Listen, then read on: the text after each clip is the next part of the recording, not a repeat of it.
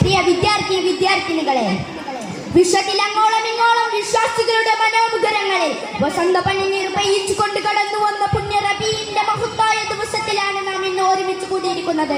അല്ലാഹു സ്വീകരിക്കുമാറാകട്ടെ.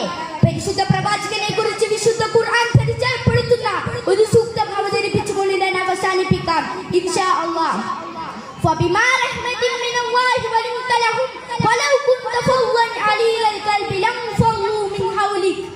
പരിശുദ്ധ പ്രവാചകരെ, അങ്ങ് മാനവ സമൂഹത്തോടെ സ്നേഹത്തോടെയും കാരുണ്യത്തോടെയും പെരുമാറി. താങ്കൾ നേരെ മറിച്ച് കഠിന ഹൃദയനായിരുന്നെങ്കിൽ താങ്കളുടെ ചുറ്റുഭാഗത്ത് നിന്ന് അവർ ഓടിപ്പോകുമായിരുന്നു. പ്രിയപ്പെട്ടവരെ, മാനവ സമൂഹത്തോടെ എങ്ങനെ പെരുമാറണമെന്ന് ഈ ആയത്തിലൂടെ നമ്മെ പഠിപ്പിക്കുന്നു. നമ്മുടെ ചുറ്റിലുള്ള മനുഷ്യരോട് നാം സ്നേഹത്തോടെയും കാരുണ്യത്തോടെയും പെരുമാറണം.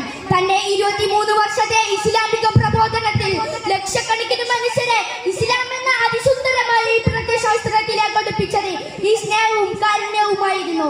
നമ്മുടെ രാജ്യത്തും ഇസ്ലാം പടർന്നു പതിലിച്ചത് ഈ സ്നേഹവും കാരുണ്യവുമായിരുന്നു. ജാതിയുടെയും വർണ്ണത്തിന്റെയും പേരിൽ മനുഷ്യനെ മൃഗങ്ങളെ കാണുന്ന ഒരു സമൂഹത്തിൽ കുല്ലുകും മിൻ ആദമ വ ആദമു മിൻ തുറാബ് എന്ന മഹത്തായ പ്രവാചക സന്ദേശം ലഭിച്ചതോടെ ഇസ്ലാമിലേക്ക് മനുഷ്യർ ഒഴുകിക്കൊണ്ടിരുന്നു.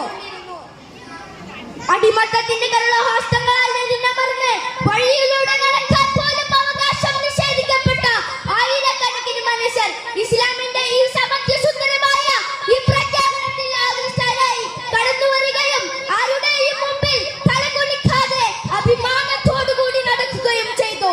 പ്രിയപ്പെട്ടവരെ, നമ്മുടെ മതം സ്നേഹമാണ്, സാഹോദര്യമാണ്, കരുണയാണ്, അനുകമ്പയാണ്. ഇത് നമ്മുടെ ചുറ്റിലേക്കും നാം പ്രവഹിച്ചു കൊണ്ടിരിക്കണം. ഇത് നമ്മുടെ പൂർവികർ നമുക്ക് സമ്മാനിച്ച മാതൃകയാണിത്. അല്ലാഹു സ്വീകരിക്കുമാറാവട്ടെ. അസ്സലാമു അലൈക്കും വറഹ്മത്തുള്ളാഹി വബറകാതുഹു.